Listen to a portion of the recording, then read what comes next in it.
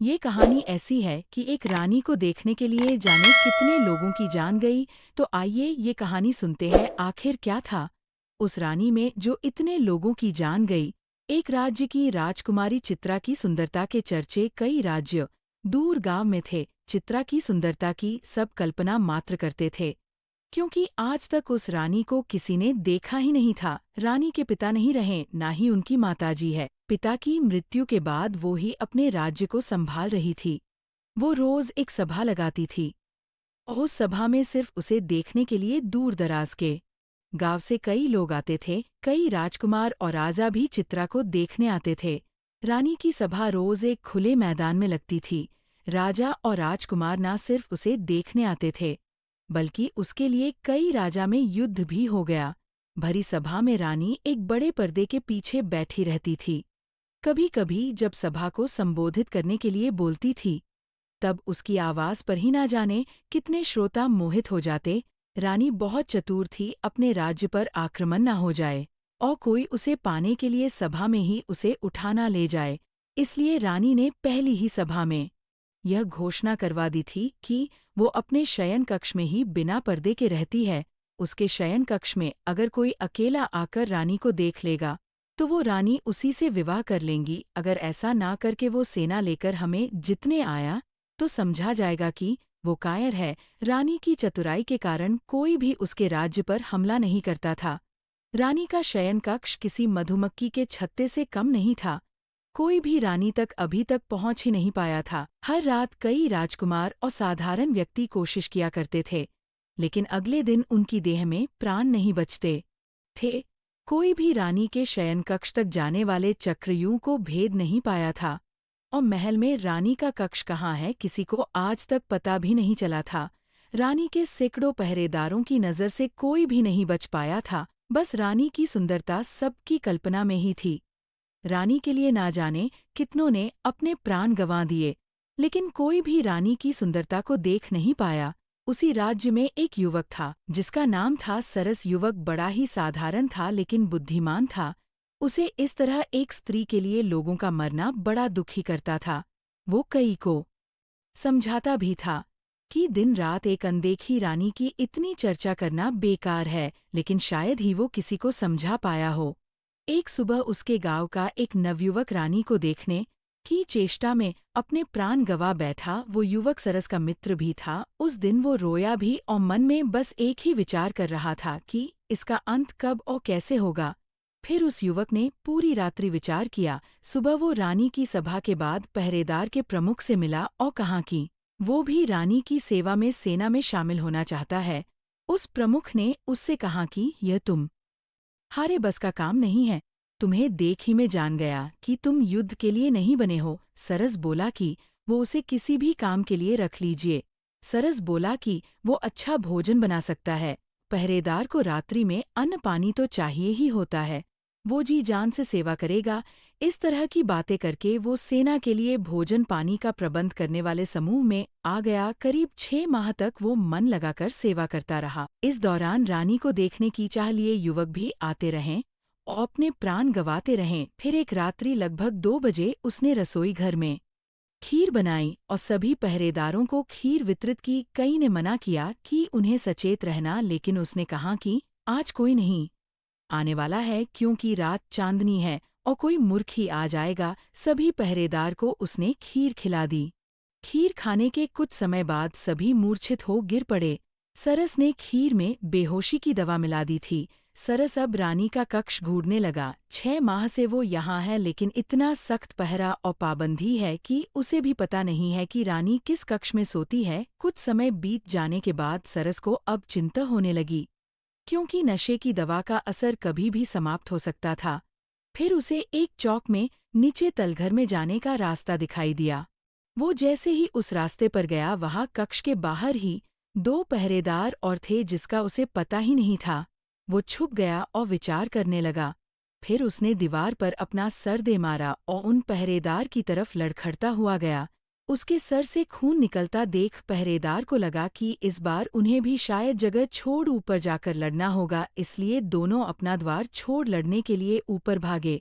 उनके जाते ही सरस खड़ा हुआ द्वार सामने था और रानी भीतर कक्ष में थी। एक बार के लिए तो उसकी धड़कनें भी तेज हो गई। जिसे किसी ने नहीं देखा है उसे वो आज देखने जा रहा है। उसने द्वार खोलने के लिए द्वार पर हाथ लगाया और धक्का मारा, लेकिन वो द्वार नहीं खुला। द्वार पर नीचे एक बड़ा ताला उसे दिखाई ही नहीं दिया। उसने सोचा कि अब उसकी जान गई, क्योंकि कुछ समय में पहरेदार होश में आए जाएंगे और वो पकड़ा जाएगा। उसने कैसे सोच लिया कि जिस रानी के लिए इतने पहरेदार लगे उसके द्वार पर कोई ताला नहीं होगा। लेकिन फिर उसकी आंखें चमक उठी, क्योंकि पहरेदार की चाबी उनके भागते वक्त वही गिर गई थी। अब उसने बिल्कुल भी देर नहीं की और चाबी लेकर द्वार खोल दिया। कक्ष के भीतर आकर उसने द्वार जल्दी से बंद किया और फिर ताला लगा लिया। अब उसने पहले एक गहरी सांस ली, फिर आंखें खोली तो उसे दिखाई दिया एक आलीशान कक्ष।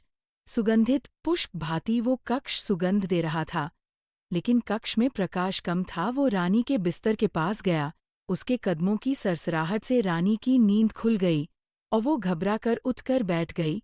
रानी के कक्ष में पहली बार कोई आया था।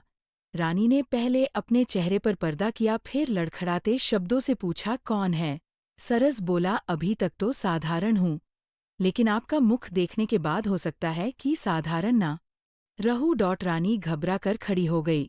सरस बोला कि अब ये पर्दा क्यों? अब तुम्हें इस शयन कक्ष तक आ गया। अब तो मुझे वो चेहरा दिखा दीजिए जिसने ना जाने कितनों की जान ले ली। अब तो प्रकाश में आ जाइए। रानी ने अपना पर्दा हटाया और प्रकाश में आई। युवक सरस ने देखा और चौंक गया, क्योंकि लोगों के द्वारा रानी की जिस तरह की कल्पना की जा रही थी, रानी उसके बिल्कुल विपरीत थी। रानी का रंग साफ नहीं था और ना ही चेहरे पर आभा थी। युवक उसे देखकर हंसा और कहा कि अच्छा, इसलिए आप अपना चेहरा छिपाए बैठी थी, क्योंकि तुम है लगता है कि यह दिखाने योग्य नहीं है। रानी अब सर नीचे कर चुपचाप युवक की बात सुन रही है। फिर रानी कहती है, स्त्री सुंदर ना हो तो कौन विवाह करता है? क्या तुम अब मुझे देखने के बाद मुझसे विवाह करोगे? तुम पुरुष किस तरह की स्त्री चाहते हो मुझे पता है। जरा सोचो, एक अकेली स्त्री, वो भी अगर सुंदर ना हो, तो कैसे और कब तक अपने राज्य को बचा पाती? ये मेरी चतुराई है कि मैं अभी तक रानी हूँ, किसी के अधीन नहीं हूँ। सरस बोला, तुम्हारी चतुराई ने ना जाने कितने प्राण लिए, तुम्हें पता है? रानी बोली, प्राण मैंने नहीं, उनकी सुंदर स्त्री की चाहने लिए। तुम बताओ, अगर तुम पहले ही जानते कि मैं सुंदर नहीं हूँ, तो क्या अपने प्राण की बाजी लगाकर यहाँ तक आते? तुम मुझसे विवाह करो, अपनी पत्नी की सुंदरता का भ्रम इसी तरह लोगों में बनाए रखो। तुम्हारा भी मान बढ़ेगा कि जिसे कोई नहीं पा सका उसे तुमने पा लिया। सरस कुछ सोचने लगा। उसे सोचता देख रानी ने कहा कि तुम यहाँ से जीवित नहीं जा सकते, तुम्हें वही करना होगा जो मैं कह रही हूँ। सरस मुस्कुराते हुए बोला, हाँ, मैं तुमसे विवाह जरूर करूँगा। रानी उसकी बात सुनकर खुश हुई, लेकिन उसकी खुशी ज्यादा देर की नहीं रही। सरस ने एक कपड़ा निकाला और रानी के मुंह पर रख दिया। रानी बेहोश हो गई। सरस रानी को उठाकर महल के गुप्त द्वार से होता हुआ पास ही की अपने घर ले गया और वहां ले जाकर उसे बांध दिया। सरस जल्दी से फिर अपने घर से राजमहल में आया। कुछ पहरेदारों को होश आ गया था, वो भी उनसे बचता हुआ लड़खड़ता हुआ उनके पास गया। उसने ऐसा दिखाया कि ये एक बहुत बड़ी योजना थी। खीर में किसी ने कुछ मिला दिया था, जिससे हम सभी बेसुध होकर गिर पड़े। राजमहल के मंत्री गण रानी के कक्ष में पहुंचे। रानी वहां नहीं थी, रानी को कोई ले गया था। उन्होंने सुबह राज्य में घोषणा करवा दी कि रानी को जो भी ले गया है, हम उसे अपना राजा मानते हैं, रानी को लेकर वापस महल में आ जाए। सरस अब राजमहल से जब अपने घर वापस गया तो उसमें रानी को खोला और उसे भोजन दिया। रानी ने कहा कि तुम अब जीवित नहीं रहोगे, तुमने मुझे यहाँ बंधक बनाया है। सरस ने कहा कि अब तुम मेरी पत्नी हो, तुम्हें यही रहना होगा मेरे साथ, तुम्हारा यही प्रायश्चित है। रानी बोली कि वो अभी यहाँ से जा रही। सरस ने बोला, जाओ, लेकिन जल्दी वापस आना। रानी वहां से भागते हुए अपने महल की ओर गई। महल पर पहुंची तो द्वार पर ही सिपाहियों ने उसे रोक दिया। रानी बोली, मैं रानी हूँ इस महल की, तुम्हारी महारानी। सिपाही उसे देख हंसने लगे, बोले, जा यहाँ से, अपनी शक्ल देख। उन्होंने द्वार पर से उसे हटा दिया। रानी को समझ आ गया था कि सरस ने चतुराई से उसके साथ ये खेल खेला है। रानी को किसी ने नहीं देखा है, इसलिए अब वो कुछ भी करें उसे कोई पहचानेगा नहीं। वो वापस सरस के पास लौट आई। सरस ने उसे कहा, आए गई, चलो अब कुछ खा लो। रानी वही रहने लगी और दिनचर्या के काम करने लगी। महल में अभी तक किसी को नहीं पता रानी कहाँ गई। मंत्री ने राज्य अपने हाथ में ले लिया।